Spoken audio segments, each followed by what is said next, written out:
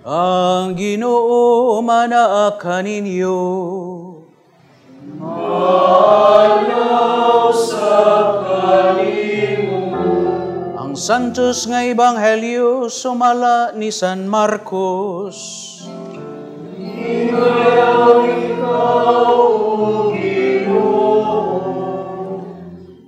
Si Jesus mingon ngadto sa katawhan. Ang gingharian sa Dios sama sa tao nga nagsabod og binhi sa iyang uma. Ug samtang nagpadayon siya sa iyang buluhaton adlaw-adlaw, miturok ug mitubo ang mga binhi sa paagi nga wala niya masabti. Ang yuta mao'y nagpatubo ug nagpabunga sa mga tanom.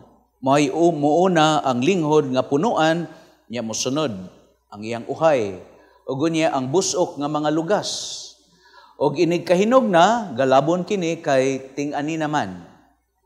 Sa unsa mang butanga ikatandi nato ang gingharian sa Dios, nangutana si Jesus. Unsa mang sambingaya ang gamito nato pagsaysay niini. Sama kini sa liso sa mustasa nga maoy labing gamay nga liso dinhi sa kalibutan. Kung itanom kini og makatubo na, mahimo kining labing dako sa tanang tanom. Mamunga kinig dagko ug ang mga langga manugdon ug magsag sa landong niini. Nagwali si Jesus ngadto sa mga tao ginamit ang ubang sambingay nga sama niini apan gisulti lamang niya ang masabot nila.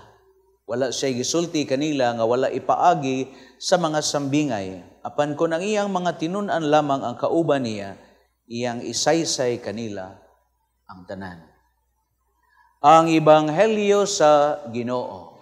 Dayon ikaw, O Kristo. Niyan nata sa ikanapulog usa nga Domingo sa kalendaryo sa simbahan ug naatol pod nga karong Domingoha ang civil society nagsaulog sa Father's Day. So atong i-greet ang tanang mga amahan. Labi na po diha sa ato itaw mga bilangguan diha sa Minglanilla Municipal Jail na ay mga amahan diha pero happy Father's Day ninyong tanan.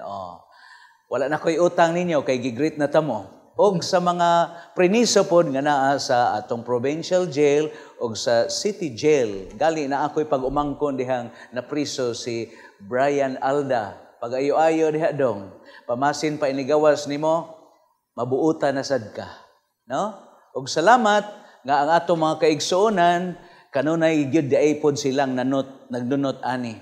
Dili lang ato mga masakiton, abil sad silang mga himsog. Pero mayo nang tagaan tamog warning kay kining atong misa on television, TV healing mass para gyud ni siya sa mga masakiton. Kay kamong mga himsog dili ni para ninyo kundi alang ni sa ato mga igsuon nga tuasan sila sa layo kaayong dapit apan dili sila makahimo sa adto sa simbahanan sa parokya tungod kay malagmit apiki pod sila sa pamliti unya layo pod labi na kun naa sila sa isla kun taob ug hunas maglisod silang labang. So kini salamat sa mga madre sa St. Paul's kay pinaagi nila gipadangat gyud ning maong misa. Kay isip ta mga Katoliko Kristiyanos, dili gyud unta nato si piaton nga ang adlaw nga Domingo ato gining ihatag sa Ginoo. Kay matod pa ni Pope Francis, og dili nagali ka mo simba, nagpasabot na nga dili na ang Ginoo maoy imong giila nga imong Dios sa imong kinabuhi. Kay ngano man imo namang gipalabi ang imong negosyo, ang imong trabaho, ang imong pagpahuway-pahuway o ang imong mga lingaw-lingaw. Wala na nimo simbaha ug ilha nga ang Ginoo siya maoy Dios sa imong kinabuhi. And in fact, si Pope Francis in the conclusion sa Synod of Synodality, sa Sinodo, sa iyang wali, ningon gyud siya nga when you go to church and when you participate in the Holy Eucharist, meaning it is an acknowledgement that only God alone that gives meaning to your life. So kanang imong pagsimba, kanang imong pagtuo sa Ginoo, mo nay pag-ila nga Ginoo, Kung wa ka, wa gyud ko'y mahimo. Mo nang niya ko Ginoo kay ikaw ra gyud maoy naghatag og kahingpitan, kahulugan sa akong kinabuhi. So Father's Day maron, no?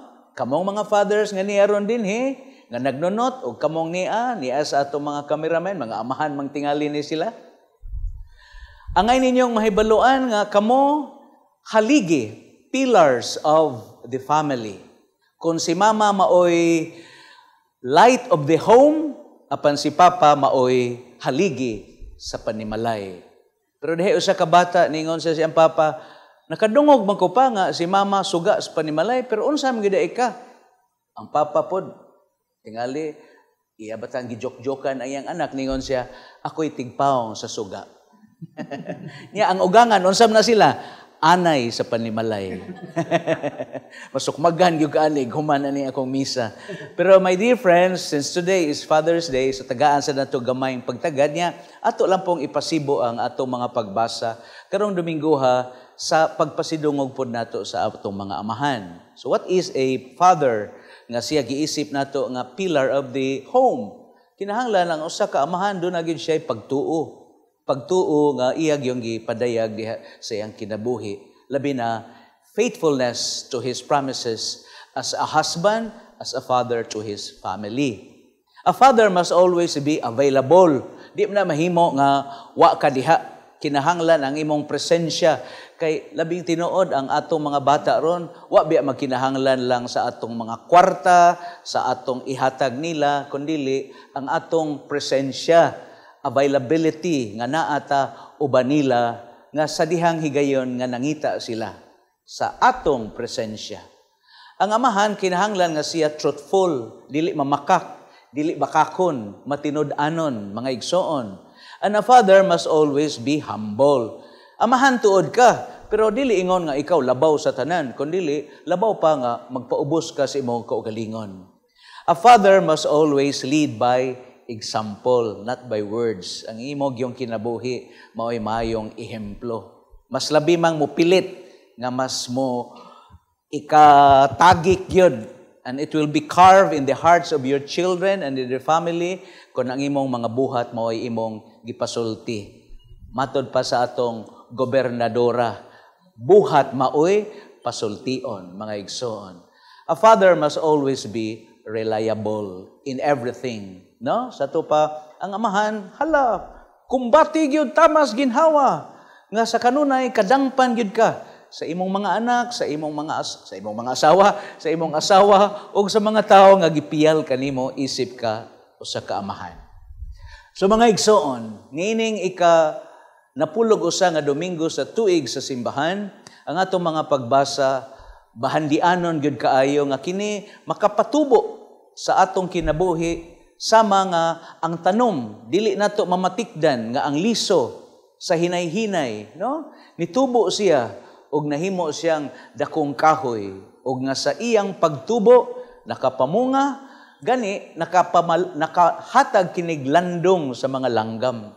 Unsa may buti pasabot ani mga igsoon sa alang sa Ginoo? Now of course, ang Ginoo matod pa dinhi sa unang gabasa, ako ang Ginoo nagsulti niini ug tumanon ko gayud kini. Di gyud nato nakapugnan mga igsoon ang mugna sa Ginoo.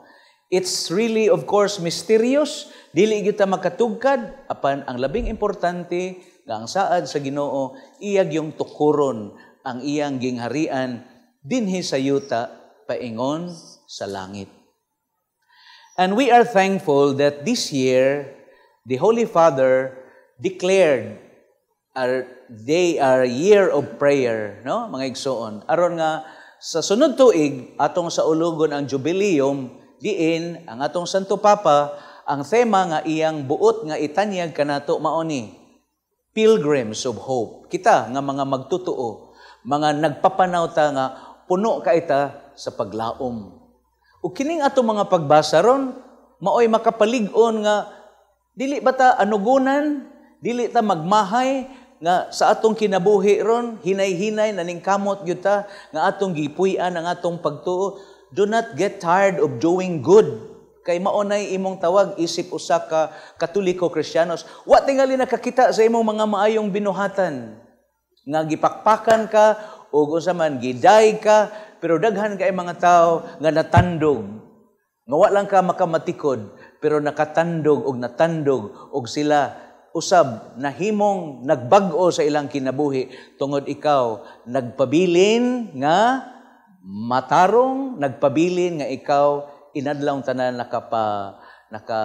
imong gihubad ang imong pagtuo. So do not get tired of doing good because as a Christian, that is our challenge. Ug nagpasabot na nga ang grasya diha sa pagtuo nga gitisok sa Ginoo, diha sa imong kinabuhi nakapamunga.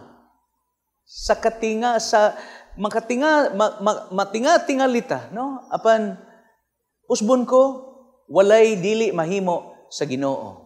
Ug ang atong ikaduhang pagbasa sa suwat ni San Pablo ngadto kang Timoteo, gipasidan-an ta nga sanglit kay kita mga tao banta nga dunay pagtuo, then we walk by faith not by sight. Meaning dili lang kay tungod og unsay atong nakita, nya kinirabang atong nakita lumalabay ni. Pero ang mga butang nga dili nato makita nga atong gituhuan is eternal. For things that are unseen are eternal. And things that we can see are temporary. So mauna nga kita isip Katoliko Kristiyanos nagpanaw, naglakaw ta nga puno kaayo sa pagtuo ug ang atong pagtuo maoy naghatag natog maayong kalauman nga nisalig ta kay ang Ginoo dili biya siya bakakon. Unsa man say makuha sa Ginoo mamakak siya, di ba? Wa gyud makuha ang Ginoo kun iyang taguon ug iyatang kanabang binuangan tas Ginoo mga igsoon, no? Usbon ko, unsa may makuha sa Ginoo ug mamakak siya? Wala siya makuha ug mamakak siya. Pero ang tanan nga gisaad sa Ginoo kanato natuman gayod. So mga kaigsuonan ko nga na niya taon nga nagnunot nining atong TV Healing Mass. Sagad ninyo, of course, nagantos mo sa inyong mga sakit. Pero tingali, kanunay na ninyong nadungog nga ang atong kasakit. Of course, God cannot suffer, but God can suffer with us. Indot kayo ng maong pamalandong. Ang Ginoo, dili siya mag-antos. Dili na nga siya mag-antos. Kundili, mahimo kayo nga mag-antos siya, uban ka nato. Mao na ang gihimo sa atong Ginoong Hesukristo. Siya'y nag-antos, pero wala siya mag-antos. Iyang gakos ang atong pag-antos, aron ang iyang pag-antos maoy hinungdan sa atong kaluwasan. Nangkaron, unsa may buot na kong ipadangat niining pagbasa karong Dominguha, mga igsoon, nga sa kanunay, dili lagi nato mamatikdan ang liso nga gitisok sa mga doon na may tulo ka proseso god matud pa sa pagtanom sa usa ka liso. The sowing, the growing, and the harvesting. No? Itisok ang liso, napukok tuig dito sa Mantalongon. Makakita gyud ko sa mga mag-uuma nga tuod itisok nila ang liso, pero malaumon kay sila nga ang liso nga gibutang sa ilawom sa yuta, mga pila ka adlaw, dunay mugitib nga kinabuhi ang liso nga gilubong sa yuta. Meaning, para nako, di yun lagi yun kapugngan.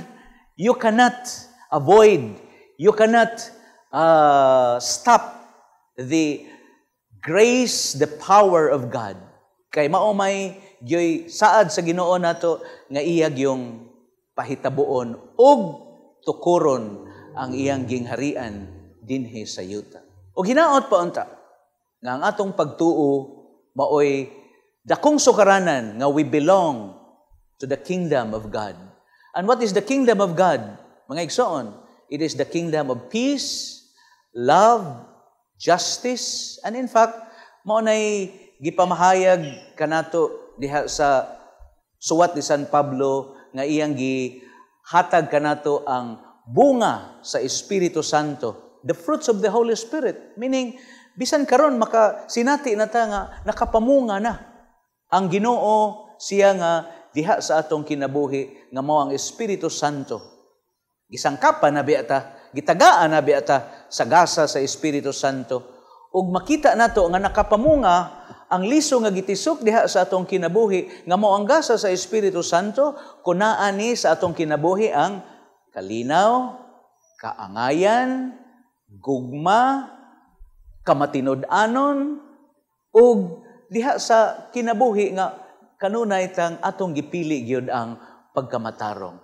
These are the fruits of the Holy Spirit, meaning nakapamunga kita. So sa atong pagpadayon sa paghalad nining Santos nga misa, nindot kaayo ang suggestion ni Pope Francis, no? So mga fathers, nindot kaayo kay Year of Prayer maron. So mga fathers, kung mahimo, lead always ang inyong mga anak nga mohatag yun mo kana bang inig sayos buntag, inyong dadon ba, tunan nyo mga bata sa pag-ampo, no? Ingon ang Holy Father, di ilang ta mag-discuss anang mga pag-ampo. Ang buot ra gyung ipadangat ni Pope Francis nga this year, we will make the time, we will devote time to pray. Kay para ni Pope Francis, ang pag-ampo usa sa mahinungdanon nga motubo ang atong pagtuo. Kay mao man ay giingon ni Mother Teresa sa Calcutta. The fruit of silence is prayer. The fruit of prayer is faith. So kung mag-ampo ta, ang bunga niini atong pagtuo. Kung doon natay pagtuo, mao nang dunay gugma. Kung dunay gugma, dunay pag-alagad. Kung dunay pag-alagad, dunay kalinaw. Ug mao kana ang mga bunga sa gingharian sa Dios nga naghinay-hinay nga nahitabo diha sa atong kinabuhi. Amen. Amen.